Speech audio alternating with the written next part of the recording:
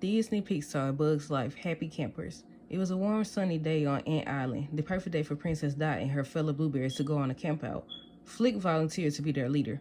"This is gonna be so much fun, Flick," said Dot, marching behind him, pitching our tents, making a campfire, telling ghost stories all night long.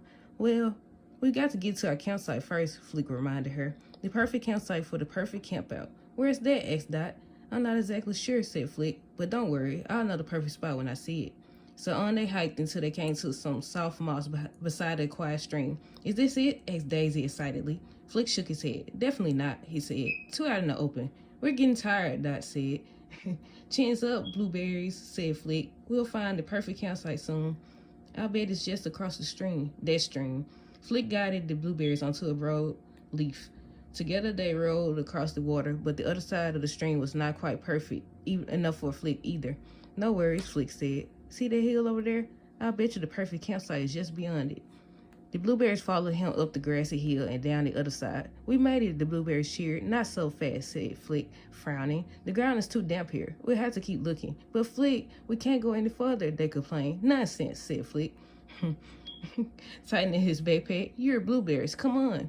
And so, with the blueberries dragging their poor, tired feet, Flick hiked on.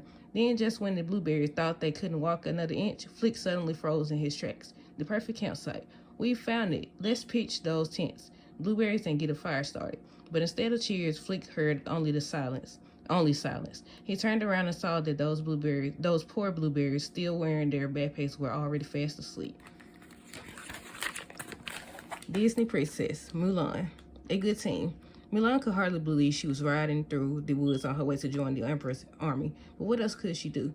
If she didn't take his place, her elderly father would be forced to fight against the Huns. "It will be all right," she told her horse, Khan. "This is the right thing to do." The horse snorted. For a second, Mulan thought he was answering her. Then he stopped, short, almost sending Mulan tumbling. "Hey," she said, "what are you doing?" She kicked at his sides. Instead of moving forward, the mighty war horse backed up a few steps, his massive body shaking fearfully. Mulan looked ahead. Just a few yards away, a deep, shadowy ditch crossed the trail. "Is that what you're afraid of?" Mulan asked the horse. "Don't be silly. It's just a small ditch. Step over, you big chicken." She kicked again. Still the horse refused to go. He just danced nervously in place. "Come on," Mulan shouted impatiently. "You're being ridiculous." She nudged him again and again, but Khan wouldn't budge. Mulan tried everything she could think of, but the horse wouldn't take even one step forward. Mulan didn't know what else to try. She collapsed onto Khan's neck, feeling hopeless. "Now what?" she said. She didn't seem to have much choice. Sliding down from the horse's back, she walked through the ditch. To her surprise, Khan followed her. Mulan gasped. Could it be? Could the big, bold, strong warhorse really be trusting her to lead him over the scary ditch? "Come on," she said, reaching for his bridle. The horse allowed her to lead him forward. A few more steps and he was standing at the edge of the ditch. "The last step is the big one," Mulan warned. Holding the reins, she hopped over the ditch. For a moment, she was afraid he wouldn't follow. Then he jumped. Mulan was yanked forward as Khan landed 10 feet past the ditch. "Good boy," Mulan patted the horse. "I think we might just make a good team after all." Disney, Lilo and Stitch. Lilo's riches. Excuse me. Stitch stretched his blue arms and folded them behind his head, soaking up the rays on a wide Hawaiian beach. "Flash!" Lilo snapped his photo. "Flash!" Lilo turned to snap the picture of Nani and David riding their surfboards. Suddenly, Stitch stood up. He grabbed Lilo's camera. Lilo struck a hula pose, and flash! Stitch caught it on film. "Let's take some more," Lilo giggled, running toward the shoreline. Stitch was right behind her, but he wasn't looking where he was going. He smashed into a bald man holding a mint chocolate chip ice cream cone. The man dropped the cone. "Sorry," Lilo muttered. She grabbed Stitch's arm and tried to lead him away, but Stitch strained against her, pulling her closer to the melted green blob. With one swipe of his tongue, Stitch lapped up the mess. "Patooey!" He spat it. He spat it out all over the man's feet. It was too sandy. "Patooey, Patooey." As soon as he stopped spitting, Stitch pointed at the snack shack. "Sorry, Stitch, I don't have any money for ice cream," Lilo explained. "How about some music instead?" "Here, you play." Lilo taught Stitch the ukulele. "I'll dance." At first, Stitch just plucked a few sour notes, but soon the rhythm got to him, and he was playing like a real-life rock star. Lilo was enjoying dancing so much, she didn't even notice that the tourists had begun to toss coins to them. When the song ended, the two took a bow. Quickly, Lilo gathered the coins. "We've got enough. Come on." Lilo took off running toward the snack shack. 3 mint chocolate chip cones, please," Lilo said. Lilo handed one cone to Stitch. She took a quick lick of the second one as she scanned the beach. Spotting the bald man, she hurried over and thrust the third cone toward him. Here, she said. Sorry about before. The man smiled and took the cone. Then Lilo handed him her camera. He snapped a picture flash of Lilo and Stitch eating ice cream.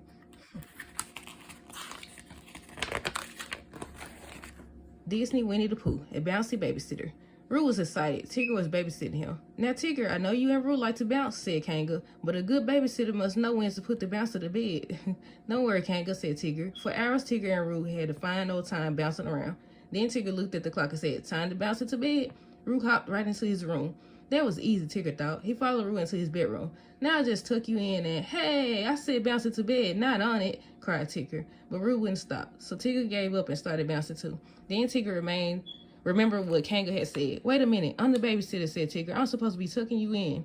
I don't want to be tucked in, said Roo. What if I read you a story, asked Tigger. No, said Roo. I'm not even sleepy. I could bounce all the way to Pooh's house. But it's time for bed, not bouncing, said Tigger. I'll get you some milk. That would make you sleepy. But when Tigger came back to Roo's bedroom, Roo was gone. Uh-oh, said Tigger. He rushed to Pooh's house. I'm sorry, Tigger, said Pooh, but Roo isn't here. Tigger returned to Kanga's house. Where could Roo be? Tigger passed Roo's room and saw Roo in his bed. Where were you, Tigger? Asked Roo. Where was I? Said Tigger. Where were you? Roo explained that when Tigger had gone to get the milk, Roo had decided he did want to hear a story, but his favorite book was under the bed. You were under the bed? Cried Tigger. I'm home, called Kanga at the front door. Tigger sighed with relief. How did it go? She asked Tigger. Kanga, said Tigger. The wonderful thing about Tigger is bouncing, and from now on, I'm sticking with that. Babysitting just has too many ups and downs.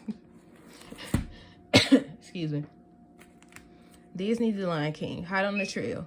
Over here, Simba said, sniffing the trail. It's going this way. Yup, this way, Nala said with a nod, sniffing a stick. I saw that stick first, Simba said. Nala was a good tracker, but Simba had learned from an expert, his mom.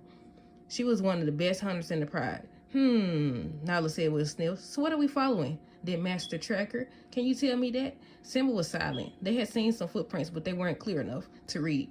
They had also seen lots of crushed grass and broken sticks. Something that isn't very graceful, Simba said. Nala nodded impatiently. A rhino, Simba said confidently. A rhino? Nala rolled onto her back, laughing. Simba, you crack me up. What? Simba couldn't hide the hurt in his voice. It might be a rhino. The footprints aren't big enough, Nala said. It's Rafiki, the baboon. Now it was Simba's turn to laugh. Rafiki likes the trees. He doesn't use trails like a hyena.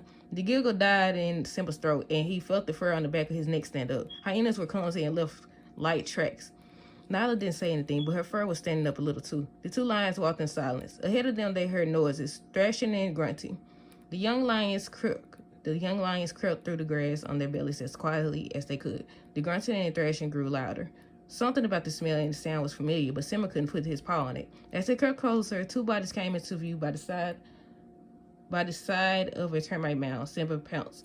Pumbaa, Timon, he shouted, landing between his friends. Simba, the warhorse said, grinning. Termites dripped out of his muddy mouth. Want some? Timon held a handful of wriggling insects toward Nala. There are plenty to go around. Oh, no, thanks, Nala said as she came out of the grass giggling. She shot a look at Simba. I think I'll wait for the Master Tracker to hunt me up some lunch. The end.